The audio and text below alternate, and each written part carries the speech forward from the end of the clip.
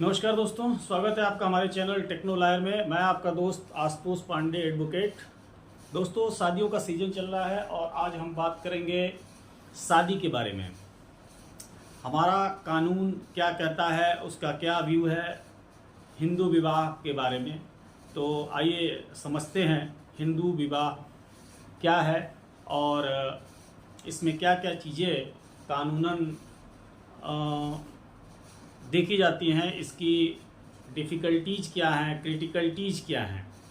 तो दोस्तों, हिंदू विवाह अधिनियम 1955 में जो कुछ प्रमुख धाराएं हैं, जैसे वैवाहिक संबंध में अगर कोई समस्या आती है, पति या पत्नी में से कोई एक व्यक्ति अगर वैवाहिक जीवन में इंटरप्शन क्रिएट कर रहा है, तो पति अपनी पत्नी को विदा कराने के लिए जो जिस धारा का प्रयोग करके न्यायालय की शरण लेता है उसे सेक्शन 9 कहते हैं।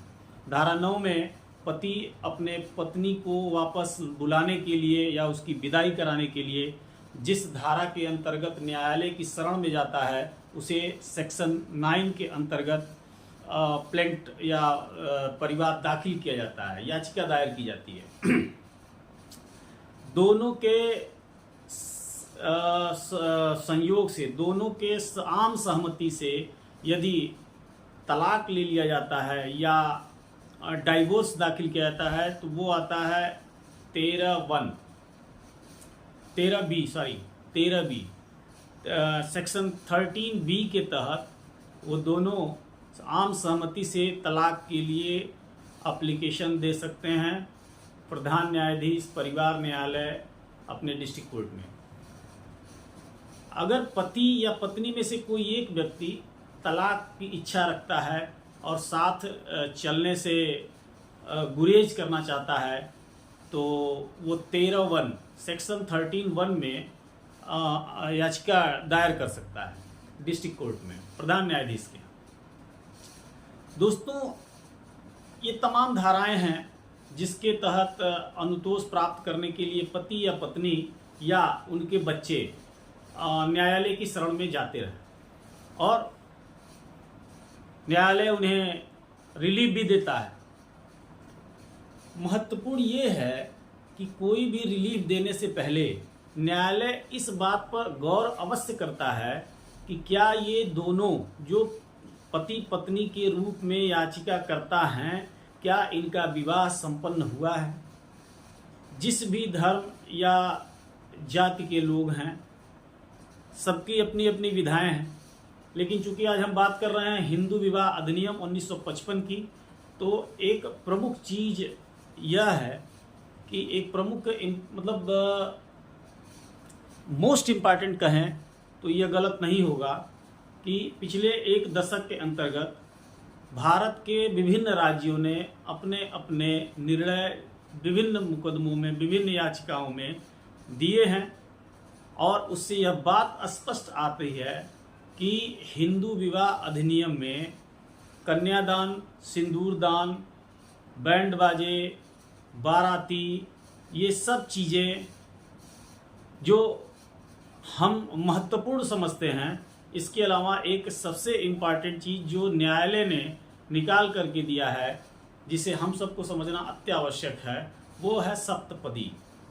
सप्तपदी का अर्थ है दोस्तों 7 फेरे, जो पवित्र अग्नि के चारों ओर 7 फेरे लिए जाते हैं विवाह के समय, उसे सप्तपदी कहते हैं। और कानून यह कहता है कि जब तक कोई हिंदू जोड़ा या हिंदू विवाह अगर संपन्न हो रहा है तो उसमें यदि पति या पत्नी के द्वारा 7 फेरे यदि नहीं लिए जाते हैं तो वह विवाह वॉइड और अपूर्ण माना जाएगा। सन 2001 में लखीसराय में एक व्यक्ति ने एक मुकदमा दाखिल किया कि हमारे चाचा को किसी ने अपहरण कर लिया और बंदूक की नोक पर किसी महिला के साथ जबरन विवाह करने के लिए मजबूर किया और मंदिर में अपने समक्ष बंदूक की नोक पर उसे सिंदूरदान कराया गया। पुलिस ने इस मुकदमे को दर्ज नहीं किया दोस्तों। उसके बाद वह व्यक्ति पटना हाई कोर्ट गया और वहाँ उसने याचिका दायर की। याचिका में यह सारी चीज़ें कही गई और महिला ने कहा कि यह एक व्यवस्थित विवाह की प्रक्रिया थी और विवाह संपन्न हो चुका है।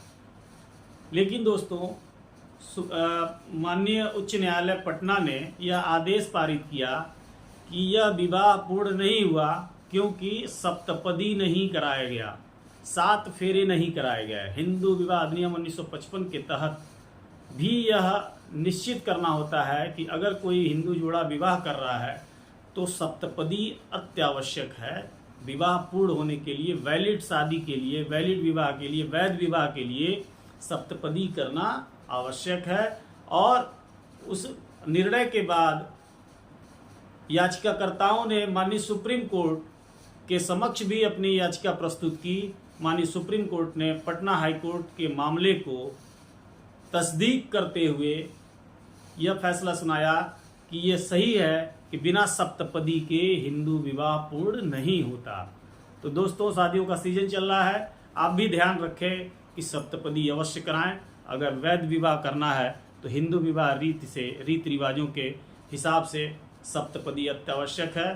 कन्यादान के लिए कोई बाध्यता नहीं है। माननीय सुप्रीम कोर्ट ने कहा कि कन्यादान यदि आप नहीं करते हैं तो कोई बात नहीं है, लेकिन चूंकि हमारे संस्कार हैं 16 संस्कारों में, हिंदुओं के 16 संस्कारों में एक महत्वपूर्ण संस्कार होता है विवाह संस्कार। गृहस्थ जीवन का आरंभ इसी से होता है और जिसके रीति रिवाज, ये मैक्सिमम हिंदू विवाह जो है या हिंदू के जो संस्कार होते हैं वो रिवाजों पर आधारित होते हैं, लेकिन कानून का अपना एक नज़रिया होता है, कानून का अपना एक तरीका होता है हर चीज़ को देखने का, सोचने का, समझने का, उसका अपना एक मोटो होता है। तो अगर सप्तपदी नहीं कराएंगे तो विवाह वैध नहीं माना जाएगा, खास करके न्यायालयों में, कानून की दृष्टि में। धन्यवाद दोस्तों, बने रहिए हमारे साथ। अगर हमारा वीडियो अच्छा लगा हो, हमारी जानकारी अच्छी लगी हो तो इसी तरह हमारे साथ बने रहिए। मैं आपको अच्छी जानकारी देता रहूँगा। मैं आपका दोस्त एडवोकेट आशुतोष पांडे। धन्यवाद। जय हिंद।